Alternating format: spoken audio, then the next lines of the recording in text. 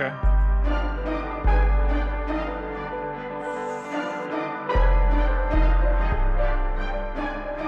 Somebody's going to need to deal with it. I'm just saying it now. We're on the wrong link.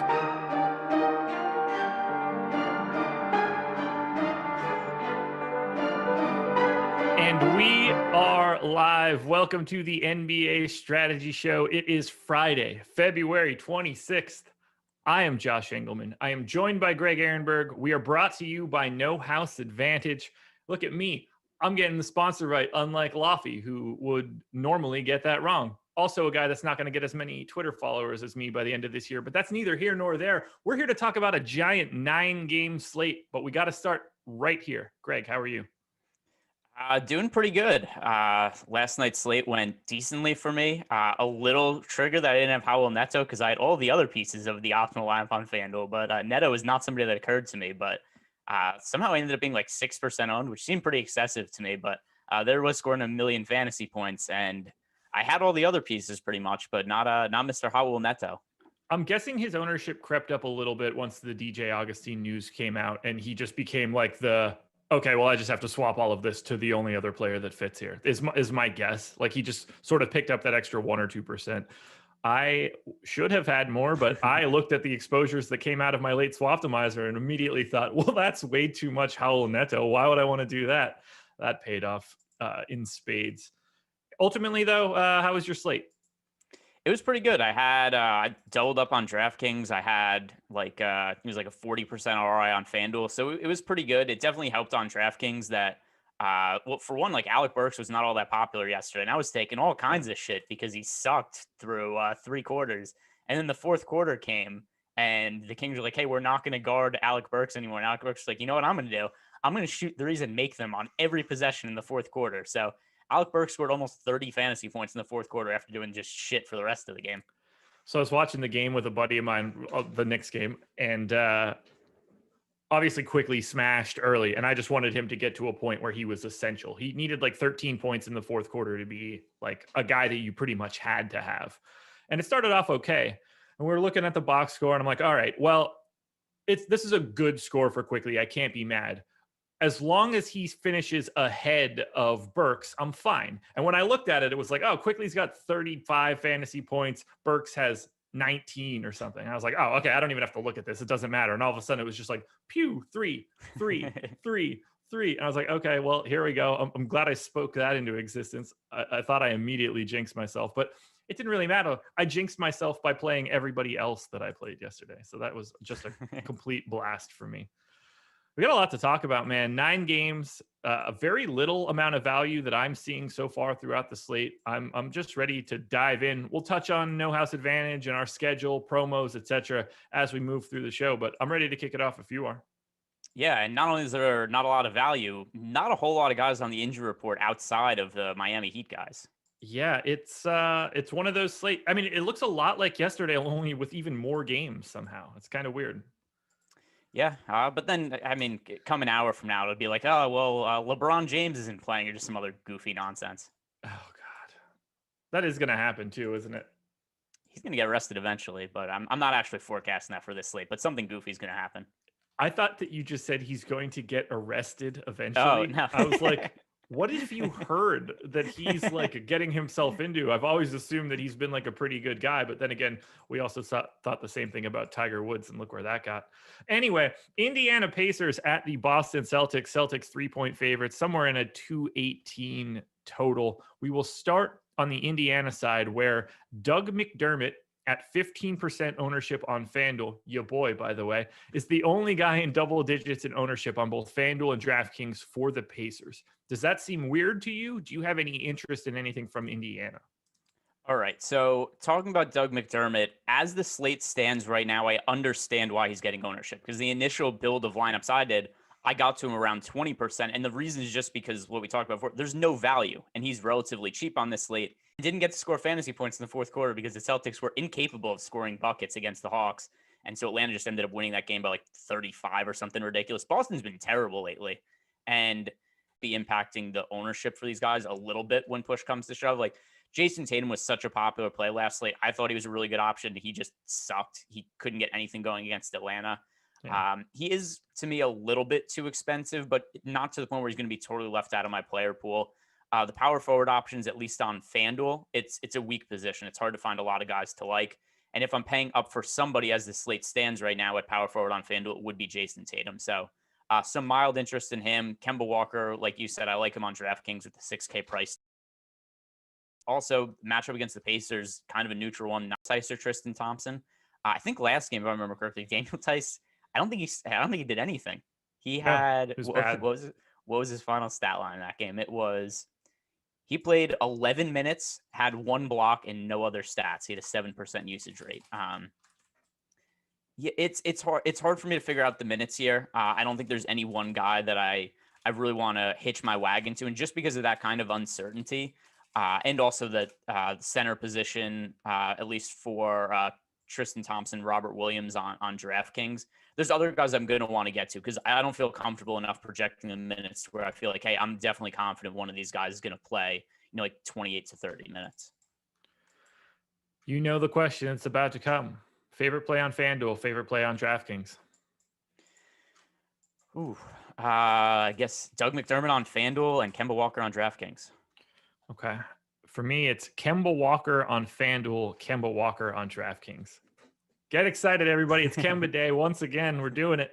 We're doing it. On to Houston now. Rockets, 7.5-point dogs in Toronto, 220 total. And for the first time in what feels like forever, outside of Christian Wood, who has been out, everybody's just like available for Houston. I'm so used to one of these two guys resting and a bunch of questionable tags and all sorts of other nonsense, but it seems like it's a little different. So Eric Gordon is the chalk play coming out of Houston for FanDuel, about 20% ownership. PJ Tucker is at 11% ownership on DraftKings. So I guess we can just start the fire and chat right now. People are going to lose their minds. That ownership will not be there by the end of the day if we open up more ownership or more value. That is a function of not many guys sub 4K playing 30 minutes today. What stands out to you from Houston? Because everything that I see is really gross. All right, so I kind of have a goofy pick here, but as the slate stands right now with no ownership and nobody's rostering him either, I have a mild amount of interest in Justin Patton. Flat min on FanDuel, he's 3,300 on DraftKings. He's played well on a points per minute basis in the 2 games we've seen him play minutes. He scored 20 fantasy points in 21 minutes 2 games ago, and then the game after that, 10 fantasy points in 12 minutes. We've seen basically none of Justin Patton in the NBA, but now that DeMarcus Cousins is gone and there's just no other big men there, I think that Justin Patton's played well enough to where we might start to see him get extended minutes. It's not something I could confidently say that, oh, we're getting 25 minutes of Justin Patton, but I think that given how PJ Tucker is struggling and given that he's played reasonably well, I think that it stands to reason we could maybe see 20 to 22 minutes of Justin Patton. So I'm willing to take GPP flyers on him, especially he's picking up 0 ownership right now, and there's no value of note. Yeah, I don't know what to make with his minutes. I gave him 14. I think that could be anywhere from 10 to 24, honestly. Against Toronto, I don't think that he is ultra necessary. They could just as easily get by with, some sort of combination of Pascal Siakam. And if they needed to dust him off, like Stanley Johnson can play small center minutes against whoever's out there for Houston. He's basically just like a, oddly enough, crappier version of PJ Tucker. The guy that pops up the most for me for Houston is Daniel House at 4,500. I don't like the feel of that at all, but he's not picking up much ownership. On DK, it was PJ Tucker. I would rather just hope that something happens to Houston and they remove this game from the slate. I have no interest in Houston. It feels super uncomfortable to roster any of these guys. Outside, Eric Gordon's fine, I guess. Here's the other thing with Houston. They don't play in competitive games anymore. I don't know what it is about this team, but even their wins are kind of lopsided. And then when they lose, they just absolutely get their faces kicked in. So they lost their last game to the Cavs. They lost by 16 points. The game before they played the Bulls. These are easy games. They lost the Bulls by 20 points. And that was a home game for Houston. This team is not capable of playing competitive games, it seems like. And I mean, the spread for this game is 8.5. That's pretty wide also. The variance of the Rockets leads me to think that they're probably just a team that's more prone to blowouts than most other teams. And maybe I'm just trying to talk myself more into a crappy value play in Justin Patton, but he's going to be out there in garbage time if it's not a close game. Well, let's switch to the Toronto side because I don't have anything else for Houston. And we've got Kyle Lowry back. He's been in and out of the lineup as of late. Van Vliet, Siakam, OG Anunoby, all 11% owned on FanDuel. Siakam and Lowry picking up ownership. They're in the teens on DraftKings.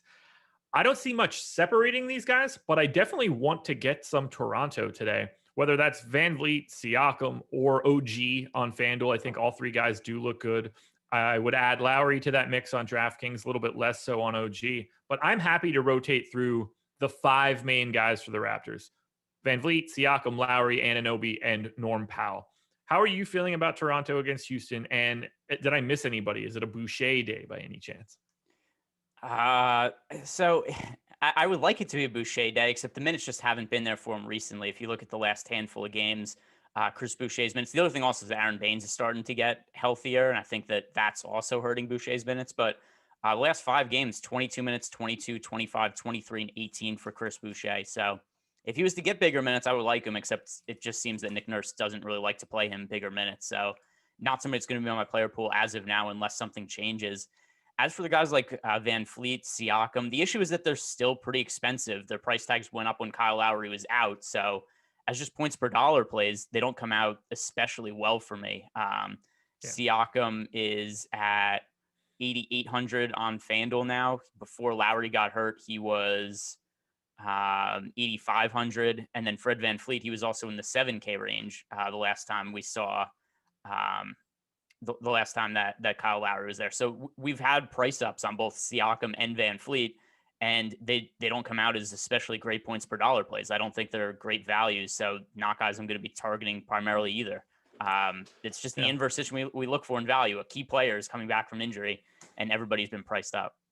Yeah, and I wanted to be a little bit clear here. It's not that I think that any of these guys are standout plays. They are all just sort of the same exact filler. Like, I would expect to have one of the main Raptors in a lot of the stuff I'm doing, but it's a grab bag of who that actually would be. I think like having 10% of Van Vliet, Siakam, OG Anunoby, Norm Powell, that makes a little bit of sense to me. But they're either going to have that ownership or be unowned. I like the spot against Houston, though. That's not a very good team. No, they looked like they were going to be okay for a little while, and maybe they'll be a little bit better now that Victor Oladipo's back, but on the whole, that team's a mess. The DeMarcus Cousins situation made zero sense at all, where they're like, hey, he's not with the team anymore, but he's playing tomorrow, maybe. And then he just didn't play, and then he was released. I was really surprised they guaranteed his contract.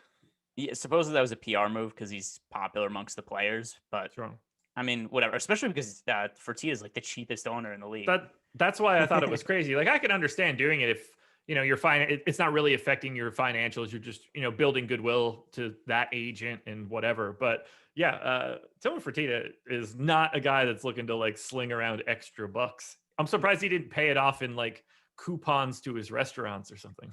Well, he does own a casino in New Jersey, and there's a local commercial that goes out for it where somebody wins the jackpot on a slot machine, and then he gets all upset giving them the money, and that's supposed to be like the joke of the commercial, where he's like, no, I need this $3 million, and then he ends up like begrudgingly giving the person the money. I'm like, this is way too accurate. Yeah, super accurate. At least they didn't want to pay the tax. That's smart.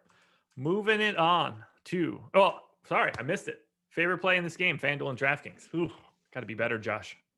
The answer is really nobody. I guess I'll say Patton and Patton. Not even because I think he's a good play, but just there's no value right now. And if I'm willing to take a flyer on somebody, it's him, just on the chance that he ends up getting to that 20 minutes. And I expect him to be around a points per minute fantasy producer. OG Anunoby on FanDuel. Pascal Siakam on DraftKings. Whew. What a day. What a day. Sacramento, now we're going to have some fun. Sacramento Kings at the Detroit Pistons. Pistons are 1-point dogs at home, 224 total. We got to start on the Sacramento side. Lots of ownership coming in here. De'Aaron Fox is close to 30 on FanDuel. Buddy Hield, Marvin Bagley, Harrison Barnes, all in the teens.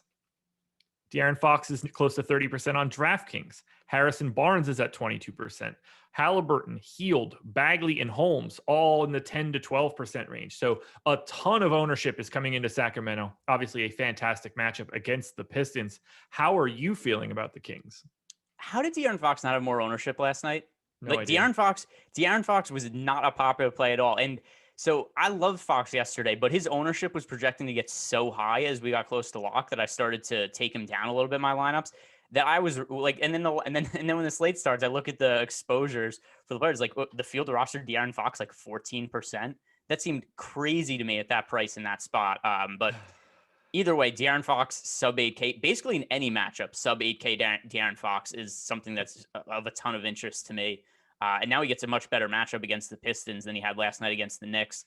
As much as the Kings have struggled and Luke Walton, I think, is a terrible coach, I can't believe this is basically a pick-em game against the Pistons because the Pistons are really terrible and the Kings have way more talent. Even tail end of a back-to-back. I don't agree with that line. But yeah, De'Aaron Fox is going to be somebody who I'm very interested in, and I'm curious to see what his ownership ends up being tonight. Well, I will do my best to make it go at least a little bit higher. I think he looks great. Although on FanDuel, I think he's about properly owned at 30%, but that's a guy that I could end up over the field on just because I think he'll end up being one of my better options. What do we want to do, though, with the rest of this team? I think Buddy Hield pops up really nicely today. Just a combination of price and matchup looks fine. I guess it'd be easier for me to talk about the things that I don't totally understand. Harrison Barnes was essential to lineups yesterday, at least on FanDuel, just from the position. He's at 22% ownership on DraftKings. Does that seem correct to you? How are you feeling about Harry Barnes? The Bay. I totally forgot about that. Oh my God. Whew.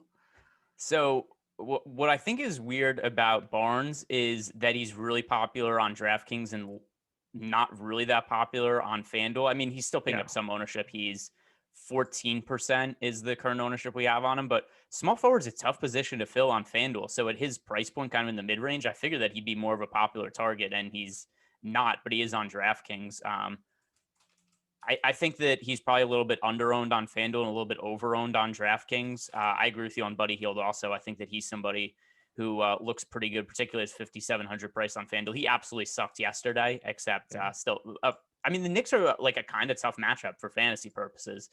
They play at a slow pace. They also have a good defense. So I think it's almost excusable to have a bad game against the Knicks. But this is a much easier matchup against the Pistons. So Buddy Hield is definitely more of a FanDuel play for me than DraftKings, but somebody I'm interested in. Anybody you don't like on the Kings that's actually like showing up with some ownership? Let's see. Where is Rashawn Holmes isn't picking up that much ownership. Actually, 12% of Rashawn Holmes on DraftKings seems really high to me. I'm a little surprised. So that was the one that I was curious if you were going to get to or not. It seems like oddly high, right? Yeah. It's what do we know about his minutes? Because I just feel, especially with Hassan Whiteside being questionable today, like this rotation could change a little bit. So the other thing also, though, I mean, look at Holmes' minutes as of late: 28, 26, 21, 22, 24, 22. He's not playing that many minutes. And center's always such a loaded position that it's hard for me to reason getting to him if I'm going to be giving him, like 26 minutes. And as for the Whiteside part, Whiteside hasn't played in the last 2 games, so I don't even know how much that impacts it. If Whiteside comes back, that's only less minutes that Holmes could play. But even without Whiteside in there, Holmes isn't playing a ton of minutes. So the DraftKings ownership is, I would say, egregiously high, like as of right now. We are on the exact same page then. I don't totally understand it. So this would be the perfect example then for Miles Turner. They're separated by $100. Rashawn Holmes is at 11% ownership.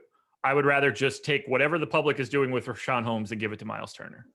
Yeah, that's, I think I would definitely prefer to play Miles Turner to Rashawn Holmes. I haven't projected for more fantasy points. Sure. I think on the whole, though, I'd probably just rather get to other guys at the center position. But Fair. Turner over Holmes is definitely something I'm on board with. All right. Now we got to go back over to the Pistons because we're not done with like fun options to roster today. Jeremy Grant back in the lineup, took the last one off for rest, and boy, is he coming back to a great spot. Relatively pace neutral, but Sacramento's defense is just giving up points in bunches, including to the New York Knicks last night in an aggressive manner. The Knicks are, I think, the worst offense in the league, maybe like second worst offense in the league. It's not very good.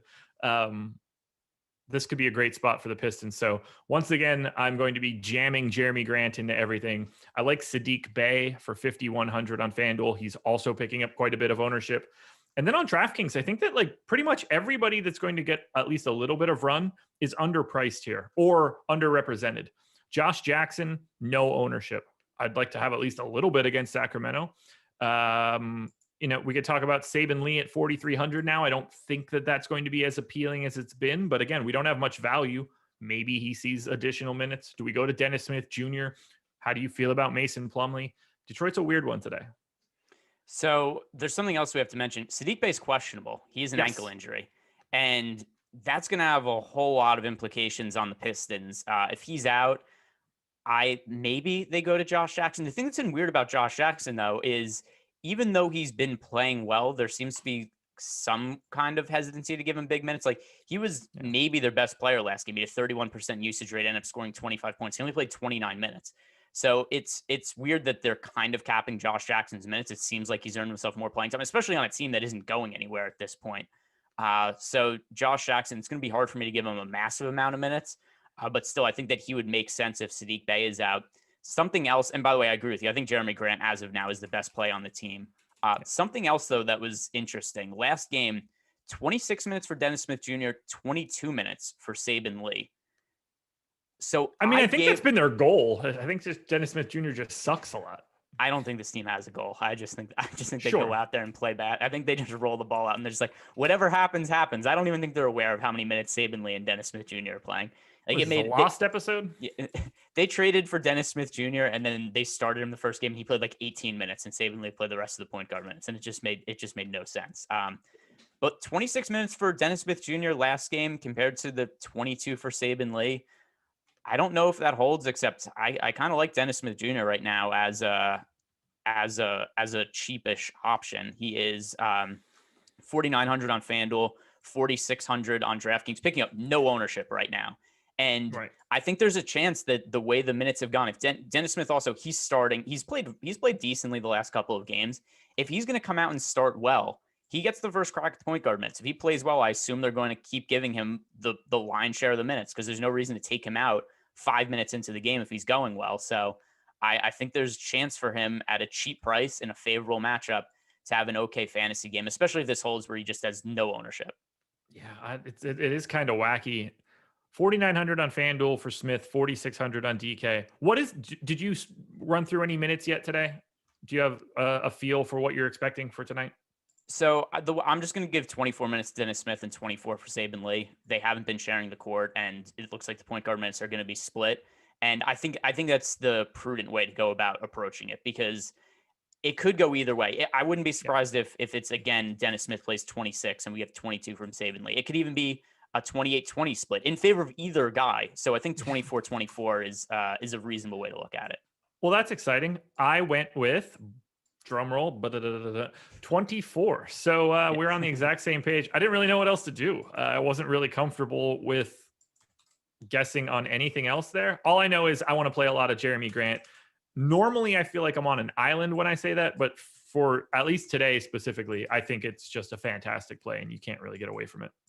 I agree, especially because the power forward position on FanDuel is lacking, to say the least. Favorite play on FanDuel, favorite play on DraftKings. This one's actually a little tricky. It is De'Aaron Fox and De'Aaron Fox. So I have De'Aaron Fox by 0.9 of a percentage point over Jeremy Grant on FanDuel. I have Jeremy Grant, though, over De'Aaron Fox on DK by a little bit. So that's exciting, right? We get a little bit of a disagreement. One of the only interesting games on the slate is a Kings-Pistons game, two of the worst teams in the NBA. So that's the excitement that we're getting from this slate right now. Unfortunately, that is incredibly true. But we can get excited over something else, I think. What's that? That would be our schedule for the rest of the day. Oh, we have 5 more shows today. We are just churning out content. It just never stops. 3 p.m. Eastern, the NHL Strategy Show with Jake and Cliffy, breaking down everything on the ice. 4:30 p.m. Eastern Time, the NBA Tip-Off Show. Kayla, Ben Raza, yourself, you are back for the NBA Tip-Off Show. You're going for 45 minutes, transitioning to the deeper dive. Alex Awesemo Baker, the boss man himself, Adam Scher, Ship My Money, deeper dive today, going for an hour and 15 minutes on this 9-gamer. And then live before lock, Spags and T. McBee, Terry McBride, 6:30 to 7:30 up until that 7:30 lock. And then we're still not done. NBA late live before lock, the Swap and Spit show, Spags and your old pal Emac taking you from 9 till 10. It's a jam-packed schedule for you guys today. No giveaways today, but we do have a little bit of free content. NBA player rankings are free. NHL ownership projections are free. MMA pro plays are free. Have we lost any fights in the past 12 hours since you and I have talked? Not that I'm aware of, but probably. Well, just in case we don't. Weigh-ins are, I assume, right now. So keep your eyes peeled for that if you're playing MMA. What's next? Okay. Here's a game that I think is really weird. The Phoenix Suns at the Chicago Bulls. The Bulls are 5.5-point favorites, 228 total. We will start on the Phoenix side. Suns are favored. Did I say the Bulls are favored? Yeah. Yes, the Suns are favored by 5.5. Absolutely no chance that the Bulls are favored against the Suns. That would be insane. Good catch. No one on Phoenix is in double digits in ownership on DraftKings. DeAndre Ayton, Chris Paul, and Bridges are all about 11%. Devin Booker is at 8% on FanDuel. I don't normally get to the Suns all that much, but I think they look better than the public does because they're playing the Chicago Bulls. I'm kind of digging DeAndre Ayton a little bit right now. Just where the price point is on him. He's played marginally better over the last few games. The usage just is not there for him anymore, but the rebound numbers have been great for him this year, and he's scored well over 30 fantasy points in 3 of the last 4 games. The price on him is so cheap, and it's favorable matchup against the Bulls. The Bulls have been, a team that's gotten beaten up by big men for years now. They've gotten crushed on the glass. So I think this is a game where we could see another big rebound night for DeAndre Ayton. So given where his price point is and the lack of value, if we're not able to go stars and scrubs on this slate, I'm going to be looking for mid-range plays with some amount of upside, and DeAndre Ayton is one of the guys that fits that profile. I don't really have much to add to that. I think Ayton looks good. I think he's the best option from the Suns on FanDuel. I think he's the best option from the Suns on DraftKings. And another guy, look at DeAndre Ayton's ownership. Look at Rashawn Holmes' ownership. You should not be playing those guys in the same way. I greatly prefer Ayton. He's a little bit more expensive, but not prohibitively so. $900, I believe, just off the top of my head. I will happily get to Ayton, but I will happily have a bit of Devin Booker. 7,700 for Devin Booker against the Bulls at 8% ownership on a 9-gamer. What is to stop Devin Booker from just nuking this slate? Because I don't see it. It's certainly not Zach LaVine on the opposite side. So the only pause I have with them is that with Chris Paul there, he's just not doing much other than scoring. So last game, Devin Booker, let me pull up his FanDuel line. He had such a goofy line the other day because it was a game where I was kind of peripherally watching. I was like, oh, Devin Booker seems like he's crushing. And then you look at the fantasy point totals and you realize he scored 33 real life points and 35 fantasy points. Yeah. And that's part of the issue with him playing alongside Chris Paul. His assist rate is so much lower this year than it was last year. And he's really reliant on just scoring and having a hyper efficient game from the field. So I don't think there's very much upside in Devin Booker because he's scoring the ball really well as of late.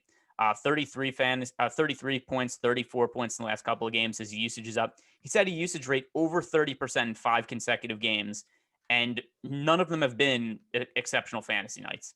Yeah. So it's hard for me to reasonably say that I think there's a good chance of an upside game from Devin Booker. And it's not even anything against Devin Booker. It's just Chris Paul is the engine of that offense, and Devin Booker just doesn't get other stats other than scoring.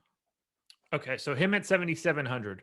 What would you want out of him in a GPP for you to think nailed it? It's also different on a 9-game slate versus smaller slate. But yeah, probably 45 plus fantasy points or so. Okay. Yeah, we're on the same page. I can't overlook anything against Chicago knowing Zach LaVine's on the opposite side trying to slow you down. I think one of Booker or Paul has a day that is very relevant to an optimal lineup build. Just put it there. We'll move to the Chicago side. No one on FanDuel or on DraftKings is north of 10% ownership. On DK, no one's north of 3. Only Kobe White on FanDuel is sneaking oddly high. No one in my sims on FanDuel or DraftKings showed up more than 9%, which would be Kobe White on FanDuel. Are you rostering Chicago against Phoenix, a place where fantasy points and teams go to die? No, and I have rostered a little bit of Wendell Carter Jr. recent slates, but the price has caught up with him now. He's not somebody who's all that cheap. He was 5,200 on DraftKings earlier in the week. Now he's up to 5,900. He's 6,200 on FanDuel. And then also, like we said, the Suns are a solid team now. Actually, a reporter asked DeAndre Ayton the other day if he thought that he should be considered in the Defensive Player of the Year conversation, which was a ridiculous question, but it goes to show just how much better the Suns are on defense. By the way, Ayton said no, except he was happy that somebody was at least asking him that question. But the Suns are a very good team. They have a strong defense. They're a very tough team to go up against for fantasy purposes. It's almost entirely because of the addition of Chris Paul, in my opinion. Also, Mikal Bridges is ridiculously good as a defender on the wing, arguably the top wing defender in the NBA. I think there's a case to be made for that. They're just if he isn't the best, it's because there's just people who are on par with him. There's nobody who's better than him guarding on the perimeter right now. But yeah, the only other guy that I would name would be like that can also just play all the time would be Anunoby. And like I wouldn't get in an argument over that stuff. I think they're both fantastic. Totally agree. I think both of them are, depending how many games Anunoby misses, they're both first team all defensive players to me at this point in the season. And yeah, all that, and also the Bulls. It's like I said, they're not cheap either. Wendell Carter's price has come up. Zach LaVine is really expensive now, so no real interest in the Bulls for me. There's other spots that I want to target. Man, I really like DeAndre Ayton, but for him to be in any sort of defensive discussion is comical at best. He was atrocious his rookie year, and he has made incredible strides defensively, but that is not a ceiling of his ever. No. If he hits that ceiling, he's basically like the best player in the. He's Joel Embiid.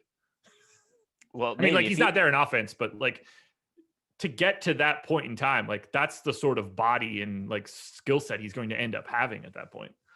That's just not in the cards. Is it weird that I'm biased against players who come into the league looking like they're 45? He reminds me of like Bill Cartwright, but like not the same skill set, obviously, just old. He looks so old. He's so old looking. How old do you think DeAndre Ayton was the first time that he tried to buy beer? I think he came out of the womb with a beard. Yeah. I think he came out. I think he had bags under his eyes. He had wrinkles and he had a beard. When he was 18, I mean, he was clearly what, 6'10", huge. No one is even being like, can I see some ID? No one's thinking he's a minor. No, it had to be like 15, probably. Like he would have been able to just go anywhere and buy beer. Yeah, for sure. He was definitely showing up to AAU games, and people were like, "All right, he's not allowed to play. This is a joke." Like we saw the Danny Almonte thing. He's not coming into the game. I hope he looked that. I've never seen any like kids pictures of him, but I'd love to see him in like a junior high school game. He's like 6'8", looking like he's 44. That'd be incredible. Favorite play from Chicago, favorite play on FanDuel, favorite play on DraftKings. Sorry. Ayton and Ayton. No disagreements. Ayton. Moving on. Clippers at the Memphis Grizzlies. Clippers are 6.5 point favorites in Memphis, 227 total. Stop me if you've heard this sort of line before. No one on FanDuel or DraftKings from the Clippers is north of 10% ownership. Kawhi and Paul George are both just under it on FanDuel and slightly under it on DK. Only Kawhi on FanDuel showed up north of 10% for me. That would be at 12.7. So the question is, are you rostering anything from the Clippers today against Memphis? So I think that with Kawhi, well, the other thing also, back-to-back situation, that gives me a little bit of hesitation. I know that they've been playing, they've been playing Paul George and Kawhi Leonard in back-to-backs. I'm still a little wary of it. I'm just looking up really quick what minutes Kawhi played the last time it was a back-to-back. He played 39 minutes on the front end, 32 minutes on the back end, but that was also a blowout against the Cavs. Before that, I guess that was the only other back-to-back he's played so far. So it's hard for me to really get a good feel for what they're going to do with his minutes here. I'll say that he wouldn't be a fade for me. Like I don't have like Bulls level interest in some of these guys, except I'm a little wary of going heavy on them just because of the back-to-back. So I'll say a little bit of Kawhi, a little bit of Paul George, but nothing like a primary option for me. Yeah, Same page. One of those guys would have to be out to actually open up anything of value for the Clippers, but this is not a spot I want to be. I don't have anything else to add. They look terrible. They look terrible as a DFS option. Fantastic team. By the way, I pulled up a picture of DeAndre Ayton in high school on my computer really quick. He's like older looking than he is now. It doesn't make any sense. DeAndre Ayton high school picture. He's just old. Like it's gosh, it's like confusing. Even Bagley's got a bit of a baby face. Oh my god! Top 2017 hoops recruit DeAndre Ayton. And the picture that they're using of him in here in some Under Armour game, he looks like Otis Nixon. It's Greg Oden, right? It's the same type. It's the same type of thing. Yeah, exactly. Man, I wish that he could have been good. Yeah, I've seen some disturbing pictures of Greg Oden too, but yeah, he was a great. That was a great picture of Greg Oden. I know what you're talking about, man. That was fine. It looked like it fit him like a glove. Unfortunately, that was the highlight of his career. What's the? I don't know that game against Florida, that game against Florida was incredible. Yeah. Oh yeah. Well, that was it. I meant of his NBA career. Fair. It's a bummer, man. Not a bust. Just bad luck. No, and this was something I got in a big Twitter debate the other day. We were talking about worst busts in NBA history, and somebody told me it had to be Greg Oden. I was like, no, Greg Oden was good when he played. It's not his fault that his body fell apart. He was a good basketball player. Like, I'd rather have. This was the discussion. I said I'd rather have 100 games out of Greg Oden. That's what he played. It's like 109 career games than 600 games of Kwame Brown. Like the 100 games of Greg Oden actually delivered value. These other guys who were busts, like Anthony Bennett, Kwame Brown, they were just terrible replacement level players when they played. I mentioned Embiid before, but I mean, Oden really was Embiid before Embiid. Ultra talented offensive player, really big disruptor defensively. It's a shame. Memphis side, one person, double digits in ownership on both sites. That would be Ja Morant, 11% and 12% owned. That's exactly where I think it should be. And then I don't want to roster anything from Memphis. Do you have any interest in the Grizzlies outside of Ja Morant? The Grizzlies are running a ridiculously deep rotation, like silly deep. They unload the bench. Everybody plays. Josh, your camera just turned off again. Memphis plays a ridiculously deep rotation. They're getting Xavier Tillman minutes, Desmond Bane, Tyus Jones, Justice Winslow. Now that he's back, Grayson Allen, and then you've also got the starters. Nobody plays over 30 minutes with regularity other than Ja Morant, and it kills the upside of everybody on this roster. So Morant warrants a little bit of exposure. Like you said, I totally agree with that. Nobody else can I get to because there's just not enough minutes to go around. Yeah, it's a pretty terrible spot. I sent my Sims to someone in a DM last night, and they were like, why do you have D'Anthony Melton projected for 2 minutes? I was like, someone is about to get pinched with all of these guys being back. It seems like it's about to be Melton, and I just need to throw 2 minutes somewhere. And sure enough, I think he played 3 minutes. Yeah, and I mean they're playing everybody. This is the old like Kenny Atkinson Nets rotation. He unloads the bench. It's like a rec league game where there's a minutes floor for every player. It's like, hey, you get penalized if you don't play everybody on the roster, and that's what they do. Favorite play, FanDuel and DraftKings. I think this is actually up in the air, but it's only two possible answers. I'm gonna say Morant. I like him slightly more than Kawhi on a points per dollar basis. Kawhi on FanDuel, Ja Morant on DraftKings. If you thought that game was a barn burner, wait. This one's even worse somehow. The Utah Jazz taking on the Miami Heat. Heat 6.5 point dogs at home, 217 total. Q tag on Bam Adebayo, Q tag on Tyler Hero. Mike Conley's at 11% ownership on FanDuel. No one else on the Utah Jazz picking up any ownership. The highest I got anybody in my Sims on either site, 5.5% for Donovan Mitchell. Are you rostering anything from Utah? I know you were on Mike Conley the last time out. Are you going back to Conley? Are you going to anything else? I think so. I like Conley marginally on FanDuel and DraftKings. I like Rudy Gobert on DK though. He's been a little bit underpriced for a while now. So Gobert, I'm pretty sure the price was 7,200 on DraftKings. Might have been 73. Yeah, 7,200 for Rudy Gobert. Last game he didn't have a great night, except there was also a game against the Lakers who got blown out. The Lakers have really been struggling with all the injuries they're dealing with, and that was a game that was over basically at halftime. So Gobert, only ended up playing minutes in the mid-20s. I kind of write off that game. But besides that, Gobert's pretty consistently been in like the high 30, low 40 type fantasy point range. So the 7,200 price tag on DK is a little bit too cheap for me. Picking up 8% ownership right now. That's about fair. Another guy who, by the way, in the mid-range price tier, I'd rather get to than Rashawn Holmes, but that goes for everybody who's in that price range. So I'll get some exposure to Gobert on DraftKings, a little bit of ownership to Mike Conley on FanDuel and DK, but nothing else that I'm going to be getting to. No, really rough spot. Let's slide over to the Miami side. So if Bam Adebayo and Tyler Hero play, I think that this team is 100% unrosterable pretty much across the board. It's a terrible spot. Everything looks bad. These prices are pretty high. I just cannot be here. Do you have any interest in Miami if these guys are in? No, not at all. Okay. The other thing also is we've seen like Kendrick Nunn's had some big games without Tyler Hero this year, but he's also priced up at this point. So, yep. And Goran Dragic is back. Yeah. So that'll be a no-go on those guys. Goran Dragic would be somewhat interesting to me if Tyler Hero's out. I just have to see what kind of minutes restriction we get on or what information. Last game was his first game back. He played 21 minutes. If Tyler Hero's out and Goran Dragic doesn't have a minutes restriction, then he's a good play for me. I feel like we don't have enough information on that right now. So if Bam is out, Kelly Olynyk is going to become like uber chalk, right? Yes, especially because number one, he's playing pretty well not necessarily well every game, except we've seen him have some upside in games lately. There's no value on the slate, and he remains cheap. His price hasn't moved all that much as of late. So Kelly Olynyk would become really popular. What do you think they would do in the starting lineup if Bam Adebayo's out? And we're going to assume Hero is in for that one? Let's just say both of them are out. What do you think the starting five is? Nunn, Robinson, Olynyk, Butler.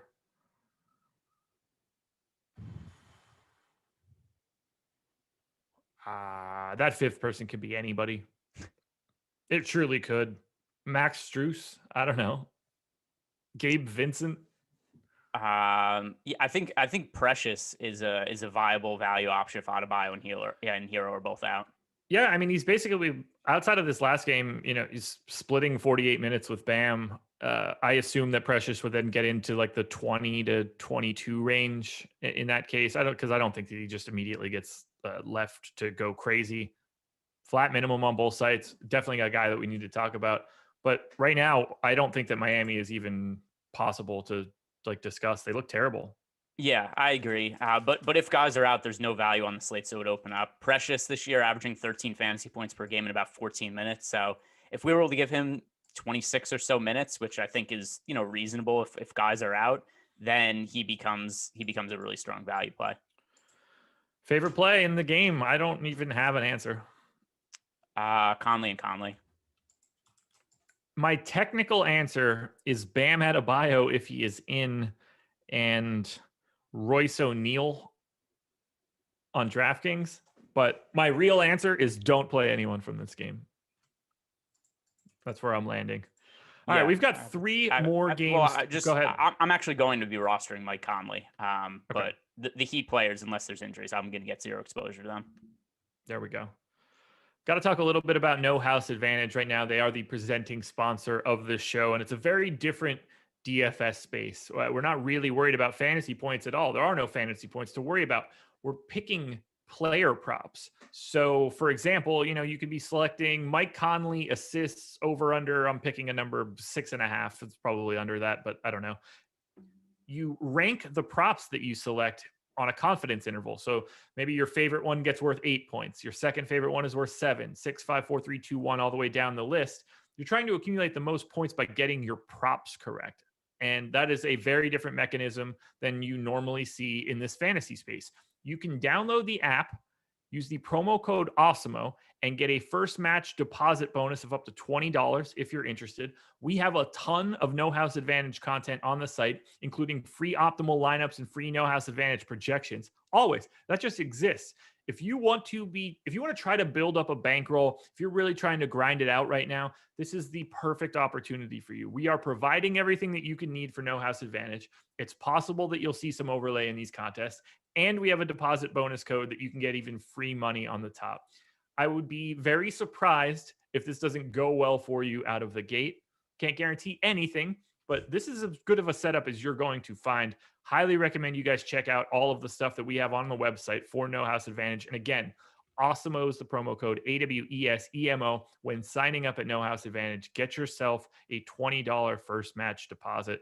And guys, use the promo code at awesemo.com if you want to sign up. Use the promo code COLLEGE, COLLEGE. You can get your first week of our college basketball projections for free. That's $4.98 for college basketball projections. Sunday, February 28th, so 2 days from now, that is when this code will expire. So if you want to get in on that action, use that promo code now. It is the perfect time to do so. Let's close this out.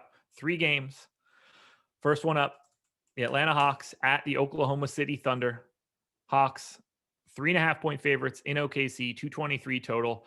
We've got Cam Reddish questionable once again. Trae Young, Clint Capella, around 10% ownership. A little bit more filler ownership coming to the rest of these guys. Does anything stand out to you from the Hawks?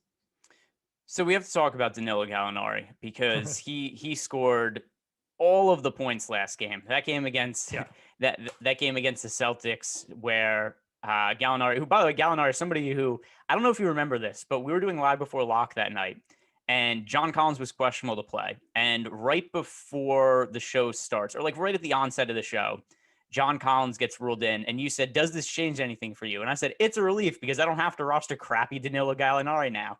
And oh, did he take it out on me for those comments? I think directly he had that big game in spite of me, because then he goes out, because I was going to have to roster Danilo Gallinari had John Collins been ruled out, and I didn't want to roster Danilo Gallinari.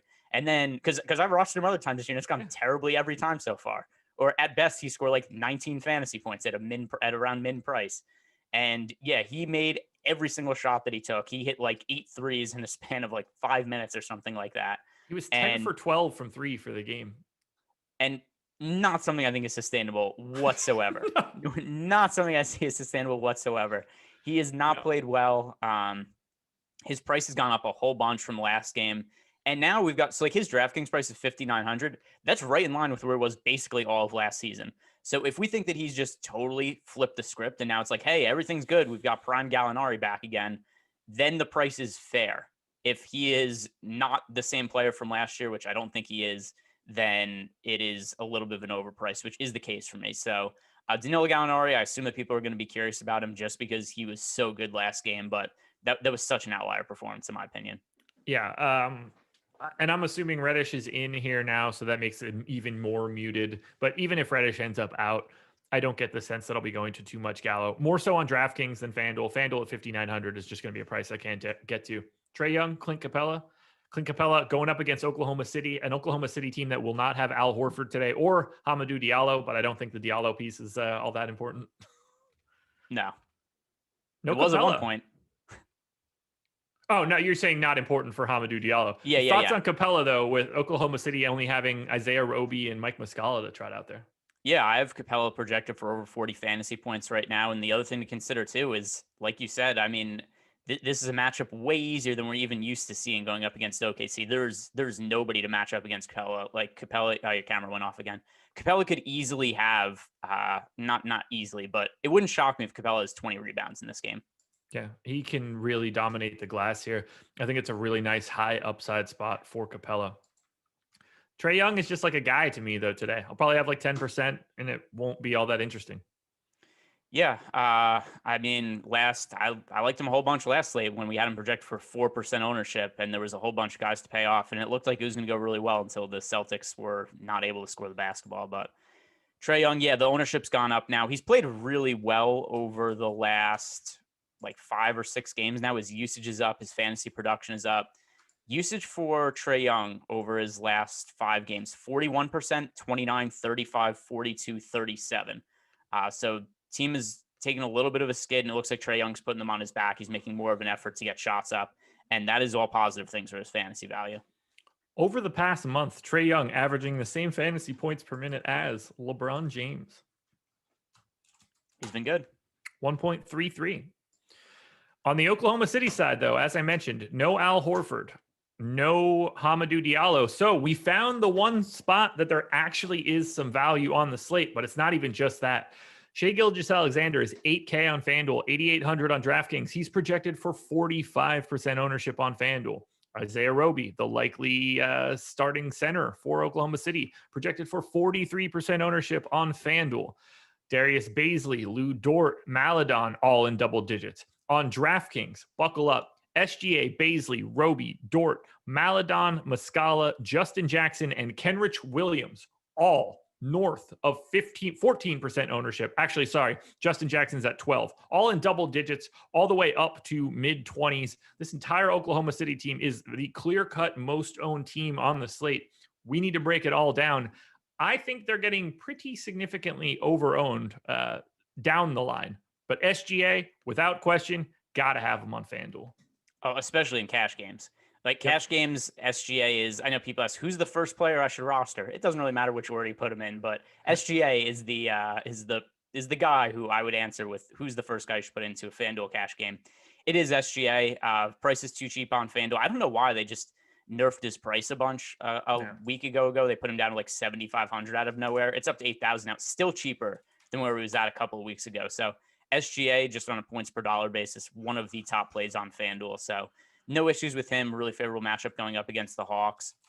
Mike Muscala, I think, is not that he's picking up no ownership, but he makes for an interesting pivot off of Isaiah Roby for a little bit less ownership, just from the standpoint of we've seen Roby get into foul trouble in a lot of his starts this year. And if that happens again, it's going to be Mike Muscala having to be forced to play extra minutes. We've seen that situation play out without Al Horford in previous games this year. So that's something that I'm also going to be looking to do. I'm going to be getting exposure to Roby. I'm going to be getting exposure to Mike Muscala. Lou Dort is somebody who I feel like I'm pretty perpetually underweight to the field on, which is funny too, because I feel like which I feel like people first kind of stopped hating me on this channel because of a Lou Dort game in the playoffs. And ever since then, I haven't been on Lou Dort all that much. You should be. So Lou Dort to me is one of the guys who I'm going to be underweight to the field on. Baisley, what was his latest ownership? Just so I have the correct number in front of me. 13 on FanDuel, 25 on DraftKings. So at the 13 number on Baisley, I think that he's somebody to go overweight on at a 5,800 price tag. Just based on the amount of exposures going to other guys on Thunder. I get it. I'm sure a lot of people are going to be building rosters on FanDuel with 3 or 4 Oklahoma City guys, and Baisley isn't going to be one of the guys that they get to. He's one of the only guys that I think is going actually under-owned relative to what his ownership is. I love this team today. It's going to be so ugly. They're going to end up losing by 30 or something, and it's just going to be terrible. I don't totally agree with the Justin Jackson, Kenrich Williams ownership on DraftKings, but that is just a testament to what this slate looks like right now. I know why it's happening. It's just not a spot that I really want to be.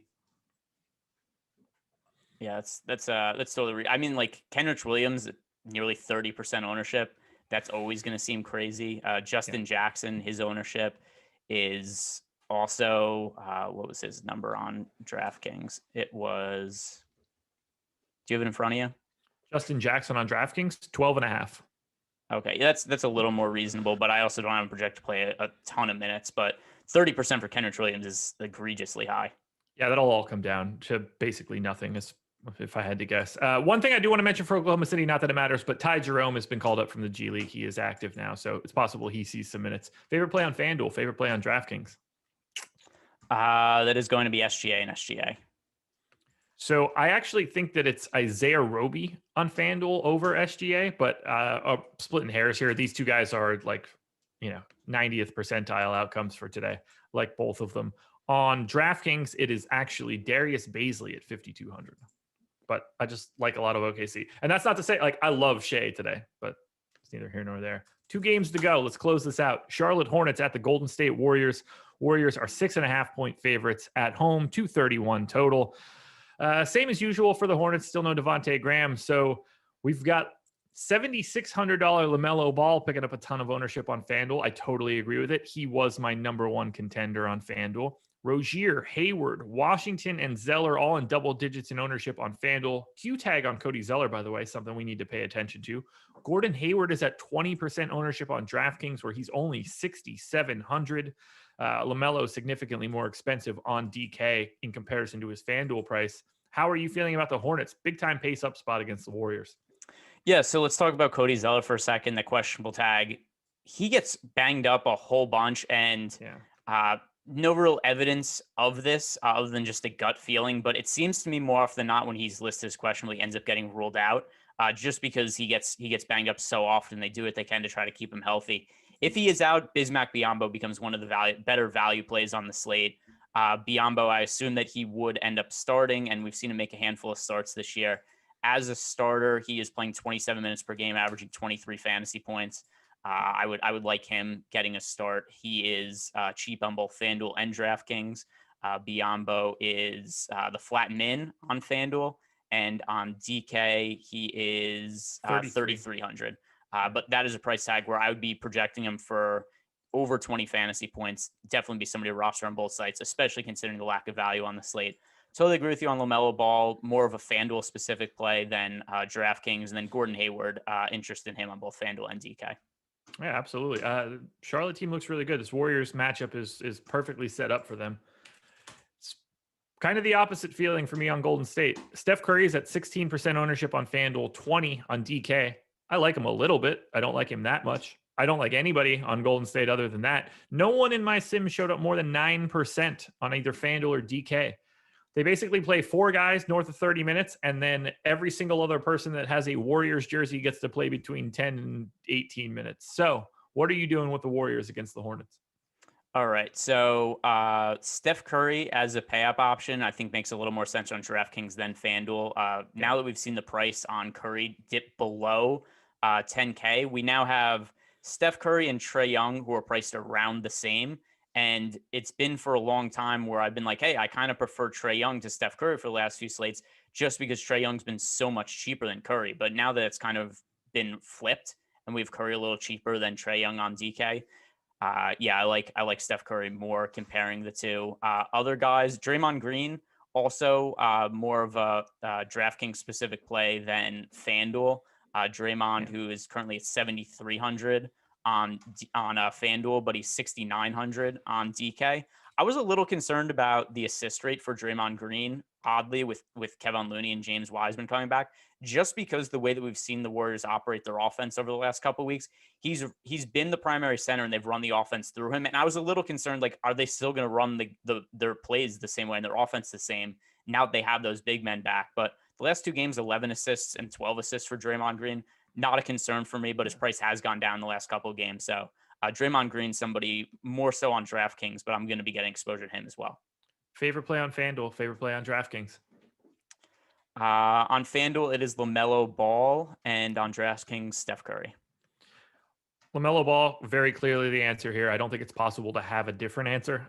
And then on DraftKings, Gordon Hayward would be my answer.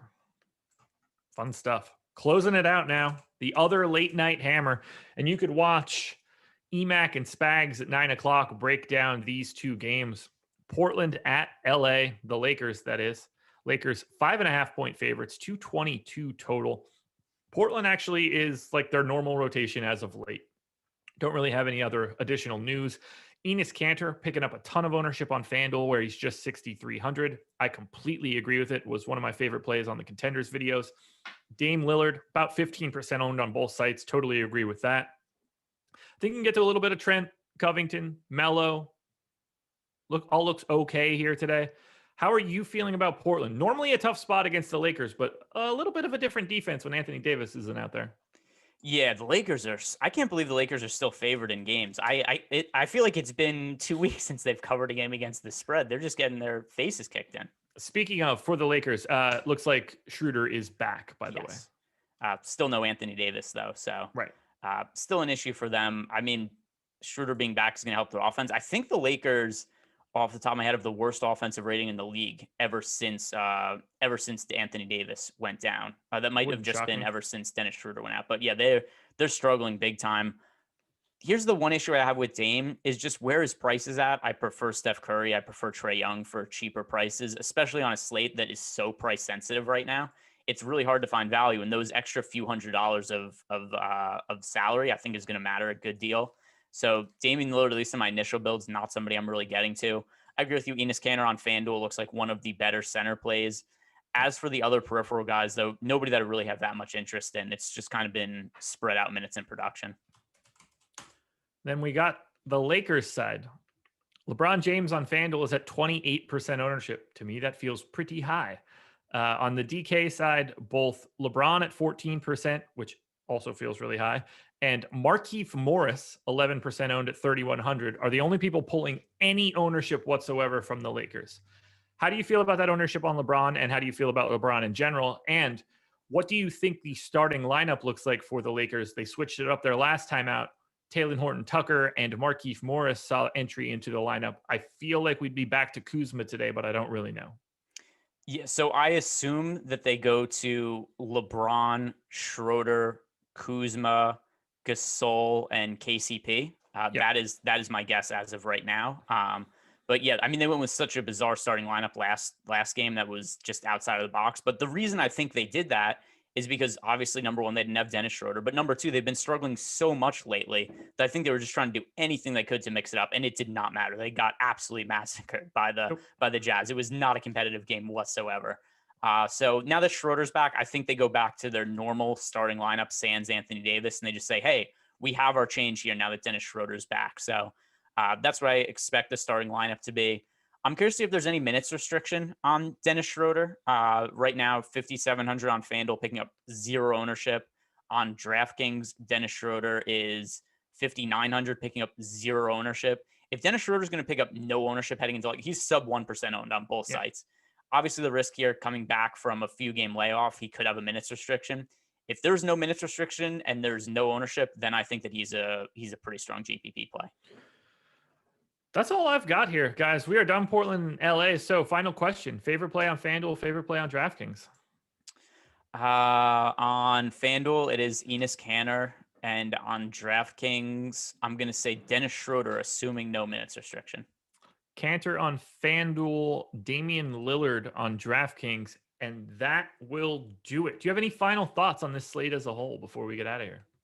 Just do us a favor, NBA. We don't ask for this often. Rule some guys out. Do it for us. But early enough that it's easy to deal with. That's for sure. Anyway, guys, that will do it. If you guys could hit the like button, that would be great. Subscribe to the channel. Hit that notification bell so you know when everything goes live. Just because we got to 50,000 subscribers doesn't mean we have to stop now. So let's run that number up a little bit higher.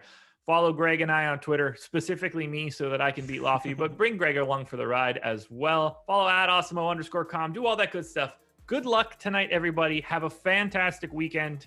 And that's it. That's all I've got. Good luck. Bye.